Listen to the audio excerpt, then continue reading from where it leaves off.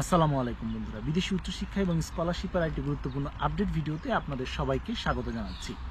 বন্ধুরা, ইউরোপ নানা কারণে শিক্ষার্থীদের কাছে পছন্দের জায়গা। এর পিছনে নানা কারণও রয়েছে। প্রথম কারণটি হচ্ছে এখানে কম টিউশন ফিস দিয়ে বিভিন্ন দেশে বিভিন্ন বিশ্ববিদ্যালয়ে পড়া সম্ভব, যেটা ইউএস, কানাডা বা অস্ট্রেলিয়া বা অন্য কোনো ইংলিশ স্পিকিং কান্ট্রিতে পড়াটা খুবই কঠিন। দ্বিতীয় কারণটি হচ্ছে ইউরোপের অনেক দেশ রয়েছে যেখানে বিনামূল্যে পড়াশোনা করার সুযোগ এখনও কিন্তু রয়েছে। যেমন জার্মানির কথা যদি আমরা বলি, অস্ট্রিয়ার কথা বলি, সেখানেও কিন্তু অনেক বিশ্ববিদ্যালয় এখনও বিনামূল্যে শিক্ষার্থীদের পড়াশোনার সুযোগ দিচ্ছে। তৃতীয় সুবিধাটি হচ্ছে স্কলারশিপের সুযোগ, অর্থাৎ এখানেও কিন্তু বেশ স্কলারশিপের সুযোগ পাওয়া যায়। এরাসমাস মুন্ডাস প্রোগ্রাম রয়েছে, এখানে ফুল ফান্ডেড প্রোগ্রামে শিক্ষার্থীরা কিন্তু পড়াশোনার সুযোগ পায়, যেটা কিন্তু ইউএস, কানাডা বা অস্ট্রেলিয়ার মতো জায়গায় কিন্তু খুবই চ্যালেঞ্জিং। পাশাপাশি আরেকটি বড় সুবিধার কথা বলবো, সেটি হচ্ছে আপনি যদি ইউরোপের বিশেষ করে সেনজেনভুক্ত কোনো একটি দেশে যদি আসতে পারেন, তাহলে কিন্তু সেই ভিসা দিয়ে অন্য সেনজেনভুক্ত যে দেশগুলো রয়েছে সেখানে কিন্তু মুভ করতে পারছেন, সেখানে ভিজিট করতে পারছেন এবং পরবর্তীতে সেটেলমেন্টের কথা কিন্তু আপনি ভাবতে পারছেন। আমরা যদি পৃথিবীতে সুখী দেশের তালিকা তৈরি করি, সেই সুখী দেশের প্রথম 10টির মধ্যে কিন্তু ইউরোপের অনেক দেশ আপনি খুঁজে পেয়ে যাবেন। অনেকেই আপনারা আমাকে প্রশ্ন করেন যে ভাইয়া, আমি ইউরোপে পড়াশোনা করতে চাই, কিন্তু কোন সাবজেক্টে পড়বো, কোন কোর্সটা আমাকে সিলেক্ট করা উচিত, কিন্তু এবং সেই কোর্সটা ইউরোপের কোন দেশে সবচেয়ে বেশি ডিমান্ডেবল হতে পারে বা ক্যারিয়ারের সুযোগ রয়েছে বা ওই কোর্সের মাধ্যমে পরবর্তীতে আমি সেটেল হওয়ার সুযোগ পাবো, এই প্রশ্নটা অনেকেই আমাকে করে থাকেন। আজকে এই ভিডিওতে ইনশাআল্লাহ এই নিয়ে বিস্তারিত আলোচনা করব। প্রায় 10টি কোর্সের কথা আমি বলে দিব, যেই 10টি কোর্স আপনি যদি সিলেক্ট করতে পারেন বা এই ব্যাপারে আপনি টার্গেট করতে পারেন, তাহলে আশা করা যায় ইউরোপের আপনি যে দেশেই আপনি যান না কেন বা যে দেশটি আপনি সিলেক্ট করেন না কেন, সেই দেশেই কিন্তু আপনি একটি ভালো সুযোগ পেতে যাচ্ছেন। বন্ধুরা, ভিডিওটি শুরু করার আগে আরেকটি কথা না বললেই না, প্রতি বছর বিভিন্ন স্কলারশিপ অফার করে থাকে। এই স্কলারশিপগুলো নিয়ে ভিডিও দিচ্ছি, ভিডিওগুলো আমি এমনভাবেই তৈরি করি যাতে করে আপনি শুধুমাত্র ভিডিওর মাধ্যমে একটি ভিডিওর মাধ্যমে পুরো স্কলারশিপ সম্পর্কে ধারণা পেতে পারেন এবং বাসায় বসে নিজে নিজেই আবেদন করতে পারেন। এটাই কিন্তু আমার ভিডিওর প্রধান উদ্দেশ্য বা পারপাস বলতে পারেন। এরপরও যদি আবেদন করতে গিয়ে কোনো জায়গায় যদি সমস্যা ফেস করেন, কোনো প্রফেশনাল পেইড হেল্পের আপনার প্রয়োজন মনে করেন, তাহলে আমার সাথে আপনি যোগাযোগ করতে পারেন। আমার সাথে যোগাযোগ করার জন্য ফেসবুক পেজ, ইমেল অ্যাড্রেস এবং আমার ওয়েবসাইটের মাধ্যমে আপনারা আমার সাথে যোগাযোগ করতে পারেন। বিস্তারিত সকল তথ্য প্রথম কমেন্টে পিন করা থাকবে। চলুন বন্ধুরা, দেরি না করে শুরু করা যায়। বন্ধুরা, প্রথম যে কোর্সটির কথা বলবো সেটি হচ্ছে কম্পিউটার বা আইটি কোর্স বা আইটি রিলেটেড কোর্স, যার মধ্যে রয়েছে সফটওয়্যার ডেভেলপমেন্ট, রয়েছে সাইবার সিকিউরিটি, এআই সহ ওয়েব ডেভেলপমেন্টের নানা কোর্স। এই কোর্সগুলো কিন্তু পুরো ইউরোপ জুড়ে আপনি যে দেশটি সিলেক্ট করেন না কেন সেখানে কিন্তু খুব জনপ্রিয় এবং এই কোর্সগুলো কিন্তু এখন বর্তমানে প্রত্যেকটি সেক্টরে কিন্তু কাজে লাগছে।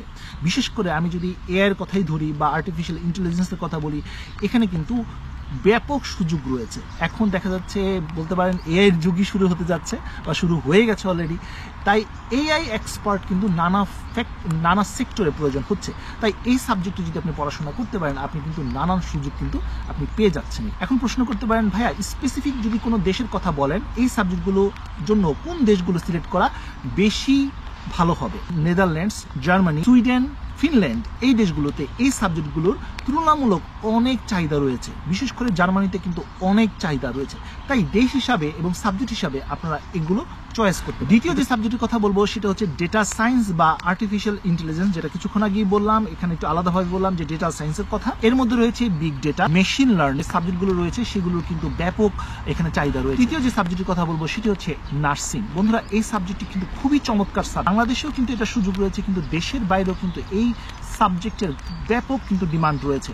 আর নার্সিং শুধুমাত্র মেয়েরা করে ব্যাপারটা এমন না, নার্সিং কিন্তু ছেলেরাও করে থাকে এবং ইউরোপের অনেক দেশে কিন্তু নার্সিং এর কোর্স অ্যাভেলেবেল রয়েছে। আপনারা যদি এই কোর্সটি করতে পারেন, সেখানে কিন্তু ব্যাপক ডিমান্ড রয়েছে। মোট কথা, হেলথ কেয়ার বা এই রিলেটেড যে সাবজেক্টগুলো রয়েছে সেগুলোর কিন্তু এখানে অনেক জব অপরচুনিটি রয়েছে। আর শুধুমাত্র এতটুকু আপনাকে বলতে পারি, হয়তোবা অন্য কোনো সাবজেক্টে হয়তোবা কাজ খুঁজে পেতে বা সেটেল হতে সময় লাগতে পারে, কিন্তু আপনি যদি নার্সিং সাবজেক্টটি পড়তে পারেন, তাহলে কিন্তু এখানে কিন্তু হয়তোবা আপনি পড়া অবস্থায় কাজের সুযোগ পেয়ে যেতে পারেন। প্রশ্ন আসতে পারে, তাহলে ভাইয়া যদি আমি নার্সিং সাবজেক্টকে টার্গেট করি, তাহলে কোন দেশগুলো সিলেক্ট করা আমার জন্য বেটার হবে? জার্মানি হতে পারে, ফিনল্যান্ড হতে পারে, ফ্রান্স হতে পারে, সুইডেন হতে পারে, ডেনমার্ক। পাশাপাশি যদি আপনার টিউশন ফিজ নিয়ে চিন্তা থাকে, তাহলে কিন্তু আপনি লিথুনিয়া দেশটাও ভাবতে পারেন। লিথুনিয়াতে কিন্তু ভিলনিয়াস ইউনিভার্সিটিও কিন্তু এই নার্সিং সাবজেক্টটি অফার করে থাকে এবং বাংলাদেশি অনেক শিক্ষার্থীরা কিন্তু এখানে পড়াশোনা বা অ্যাডমিশন পেয়েছে।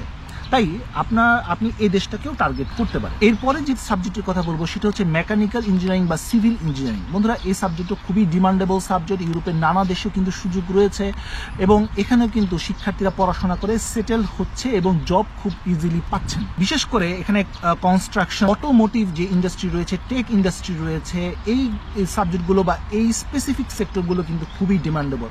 এর জন্য জার্মানি খুবই বিখ্যাত, ফিনল্যান্ড রয়েছে, পোল্যান্ড রয়েছে, নরওয়েতে কিন্তু ব্যাপক সুযোগ রয়েছে। আর আপনাদেরকে জানিয়ে রাখি, জার্মানিতে কিন্তু এখনো ফ্রিতে পড়াশোনা করার সুযোগ রয়েছে। পোল্যান্ডে কিন্তু খুব অল্প বয়সে পড়াশোনা করা সম্ভব। এছাড়া যে সাবজেক্টের কথা আমি বলবো বন্ধুরা, সেটা হচ্ছে এনভায়রনমেন্টাল ইঞ্জিনিয়ারিং। বন্ধুরা, ইউরোপের দেশগুলো এখনো কিন্তু তাদের এনভায়রনমেন্টের উপর বা অন্যান্য যে রিনিউয়েবল বা সাস্টেনেবিলিটি ডেভেলপমেন্টের উপর তারা অনেক বেশি জোর দিচ্ছে। এর জন্য কিন্তু তারা ফান্ডিংও দিচ্ছে। তাই আপনি কিন্তু এই সাবজেক্টটা টার্গেট করতে পারেন। এই সাবজেক্টগুলোর মধ্যে বিশেষ করে solar wine, green building technology সহ আরো নানান সাবজেক্ট কিন্তু এখানে খুবই গুরুত্বপূর্ণ। এবার আসি একটি জনপ্রিয় সাবজেক্ট, সাপ্লাই চেইন ম্যানেজমেন্ট বা লজিস্টিক ম্যানেজমেন্ট। বন্ধুরা, এই সাবজেক্টটি বেশ কিছু বছর যাবত বা বেশ কিছুদিন যাবত শিক্ষার্থীদের কাছে খুবই জনপ্রিয়। অনেক বাংলাদেশিরা এই সাবজেক্টে পড়াশোনা করছেন ইউরোপের নানা বিশ্ববিদ্যালয়ে। আপনিও এই সাবজেক্টটা চয়েস করতে পারেন। এই সাবজেক্টগুলোর জন্য বিশেষ করে আপনি যদি টার্গেট করতে চান, নেদারল্যান্ডস খুব জনপ্রিয়, বেলজিয়াম, পোল্যান্ডেও কিন্তু সুযোগ রয়েছে। আর বন্ধুরা, পোল্যান্ড এমন একটি দেশ যেখানে কিন্তু আপনি খুব সহজে ওয়ার্ক পারমিটে কিন্তু কনভার্ট করতে পারবেন নিজেকে। এই সুযোগটা কিন্তু রয়েছে এবং খুব অল্প বয়সে পড়াশোনা করা সম্ভব। যদিও বর্তমানে পোল্যান্ডের ভিসা রেশিওটা বাংলাদেশের ক্ষেত্রে কিছুটা চ্যালেঞ্জিং হচ্ছে, তবে যদি আপনি যোগ্য প্রার্থী হয়ে থাকেন এবং সকল রিকোয়ারমেন্ট আপনি যদি ফুলফিল করে থাকেন, তাহলে আশা করি সমস্যা হওয়ার কথা না। সপ্তম যে সাবজেক্টের কথা বলবো সেটি হচ্ছে ফাইন্যান্স বা বিজনেস অ্যানালাইটিক্স। এই সাবজেক্টগুলোর মধ্যে বিশেষ করে আমি অ্যাকাউন্টিং এর কথা বলবো, রিস্ক ম্যানেজমেন্ট বা ডেটা অ্যানালাইসিস। এই সাবজেক্টগুলো কিন্তু বিশেষ করে খুবই জনপ্রিয়। যারা কমার্সের শিক্ষার্থী বা এই সাবজেক্টে টার্গেট করছেন, তারা কিন্তু আপনার এই কোর্সগুলো বা এই সেক্টরগুলো আপনারা সিলেক্ট করতে পারেন। এই সাবজেক্টগুলো শুধুমাত্র জার্মানি, ফিনল্যান্ড বা নরওয়ে বা ডেনমার্ক না, ইউরোপের অন্যান্য দেশেও কিন্তু খুবই জনপ্রিয় এবং খুবই ডিমান্ডেবল সাবজেক্ট। এবং অনেক বাংলাদেশিরা এখানে পড়াশোনা করছেন এবং দেখা যাচ্ছে যে প্রথম বছর বা দ্বিতীয় বছরই তারা কিন্তু একটি জব অফার পেয়ে যাচ্ছে এবং ভালো ইন্টার্নশিপের সুযোগও কিন্তু পেয়ে যায় শিক্ষার্থী। বন্ধুরা, এরপরে যে সাবজেক্টের কথা বলবো, এটা খুবই জনপ্রিয় একটি সাবজেক্ট, খুবই ডিমান্ডেবল সাবজেক্ট। সেটি হচ্ছে আর্লি চাইল্ডহুড এডুকেশন। ইউরোপ সহ আপনি ইউএস, কানাডা, অন্য দেশেও কিন্তু সেটেলমেন্টের কথা ভাবতে পারেন। আমি যদি স্পেসিফিক ভাবে বলতে চাই, তাহলে স্ক্যান্ডিনেভিয়ান যে দেশগুলো রয়েছে, যেমন Sweden, Norway, Denmark, Iceland, Finland, এই যে দেশগুলো রয়েছে, এই দেশগুলো কিন্তু এই সাবজেক্টের জন্য বিশেষভাবে জনপ্রিয় বা এই দেশগুলোতে ডিমান্ড বেশি রয়েছে। এরপরের সাবজেক্টটি বর্তমানে খুবই ডিমান্ডেবল একটি সাবজেক্ট বলতে পারেন। আপনারাও হয়তো বা আমার সাথে একমত হয়ে যাবেন। এই সাবজেক্টের কথা আপনারা অনেক জায়গায় শুনেছেন, সেটি হচ্ছে ডিজিটাল মার্কেটিং। এর সাথে সাথে মিডিয়া অ্যান্ড কমিউনিকেশন সায়েন্সও কিন্তু খুব জনপ্রিয়। আপনারা যদি একটু কষ্ট করে ইউরোপের বিভিন্ন জবস যে সাইটগুলো রয়েছে, সেই সাইটগুলো যদি ওপেন করেন, তাহলে সেখানে আপনারা বুঝতে পারবেন যে কি পরিমাণ সেখানে ডিমান্ড রয়েছে এবং কি কি রিকোয়ারমেন্ট তারা চাচ্ছে। আপনারা তাই ডিজিটাল মার্কেটিং বা মিডিয়া অ্যান্ড কমিউনিকেশন সায়েন্স হতে পারে আপনার নেক্সট একটি চমৎকার সাবজেক্ট সেটেলমেন্ট এবং পরবর্তী কেরিয়ারের জন্য। বন্ধুরা, সর্বশেষ যে সাবজেক্টের কথা বলবো, এবং এই সাবজেক্টটি এমন একটি সাবজেক্ট যেটার ডিমান্ড কোনো দিনও শেষ হবে না, সেটি হচ্ছে ট্যুরিজম অ্যান্ড হসপিটালিটি ম্যানেজমেন্ট বা শেফ কোর্স। বন্ধুরা, আপনারা যদি শেফ কোর্স বা ট্যুরিজম অ্যান্ড হসপিটালিটি ম্যানেজমেন্ট সাবজেক্টটি পড়তে পারেন, ইউরোপের দেশগুলোতে আপনার এমন কোনো দেশ নেই যে আপনার চাকরির অভাব হবে।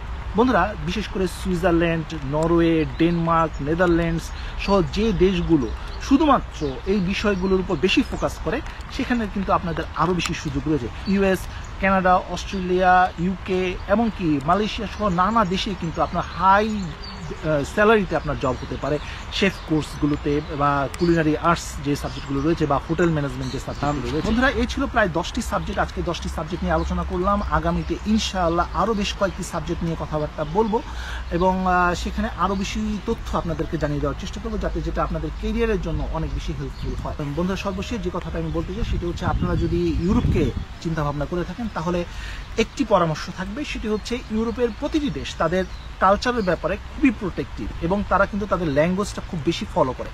তাই আপনি যে দেশটাকেই টার্গেট করেন, যদি আপনি জার্মানিকে টার্গেট করে থাকেন বা ফিনল্যান্ডকে টার্গেট করে থাকেন বা নরওয়েকে টার্গেট করে থাকেন অথবা ইউরোপের অন্য কোনো দেশ টার্গেট করে থাকেন, সেই দেশের কালচার, বিশেষ করে সেই দেশের ভাষাটা জানার চেষ্টা করবেন। যাতে করে আপনি প্রাথমিক অবস্থায় যে পার্ট টাইম ওয়ার্ক এবং পরবর্তীতে চলাফেরার জন্য খুব ভালোভাবে আপনি এখানে সেটেল ডাউন করতে পারেন নিজেকে। পাশাপাশি মনে রাখবেন, আপনি যদি সেই দেশের ভাষাটার সম্পর্কে ভালো ধারণা থেকে থাকে তাহলে কিন্তু আপনি ওই দেশে খুব তাড়াতাড়ি জব পেয়ে যাবেন এবং সেখানে সেটেলমেন্টেও কিন্তু খুব ভালো সুযোগ পাবেন। কারণ প্রতিটি দেশে সেটেল হওয়ার জন্য কিন্তু সেই দেশের ভাষার একটা রিকোয়ারমেন্ট থাকে, আর যেটা যদি আপনি আগে থেকেই সেই ব্যাপারে যদি দক্ষতা অর্জন করে থাকেন বা করতে থাকেন তাহলে কিন্তু আপনার সেটেলমেন্টের পথটা অনেক বেশি সহজ হয়ে যাবে। তো বন্ধুরা, এই ছিল আজকের মতো ভিডিও। আজকে আমরা জানতে পারলাম ইউরোপের যে দেশগুলো এবং কোন সাবজেক্টগুলো খুব ডিমান্ডেবল সাবজেক্ট। আশা করি আরও সাবজেক্টগুলো নিয়ে ইন ফিউচার আলোচনা করব। যখন আপনারা ইউরোপকে টার্গেট করবেন, দেশ সিলেক্ট করবেন, এই সাবজেক্টগুলোর কথা আপনারা মাথায় রাখতে হবে। আর বন্ধুরা, সর্বশেষ যে তথ্যটি জানিয়ে দিতে চাই সেটি হচ্ছে, অনেকেই প্রশ্ন করেন ভাইয়া ইউরোপে যদি আমি আসতে চাই, পড়তে চাই, সেক্ষেত্রে IELTS আমার প্রয়োজন হবে কিনা। বন্ধুরা, যদি আপনি আন্ডার গ্র্যাজুয়েশন প্রোগ্রামে পড়াশোনা করতে চান তাহলে কিন্তু আপনার IELTS ম্যাক্সিমাম ক্ষেত্রেই প্রয়োজন হবে। মাস্টার্সের ক্ষেত্রে অনেক দেশ এখনো পর্যন্ত IELTS ছাড়া MOI সার্টিফিকেটটা তারা অ্যাকসেপ্ট করছে। সেক্ষেত্রে আমার ব্যক্তিগত পরামর্শ হচ্ছে, আপনি যদি দেশের বাইরে পড়াশোনা করার চিন্তা করে থাকেন তাহলে IELTSটা দিয়ে দেওয়া উচিত হবে। কারণ এই কারণে আপনার ইউরোপের সকল দেশ আপনার জন্য ওপেন হয়ে যাবে। একটু সময় লাগবে কিন্তু আপনার পথটা অনেক বেশি সুগম হবে। তো বন্ধুরা, এই ছিল আজকের মতো ভিডিও। পরবর্তী আপডেট এবং সঠিক তথ্যের জন্য আমার চ্যানেলটি সাবস্ক্রাইব করে রাখার অনুরোধ রইল। বন্ধুরা, আজ এই পর্যন্ত সবাই ভালো থাকুন, সুস্থ থাকুন। দেখা হবে আগামী কোনো ভিডিওতে। সেই পর্যন্ত আল্লাহ হাফেজ।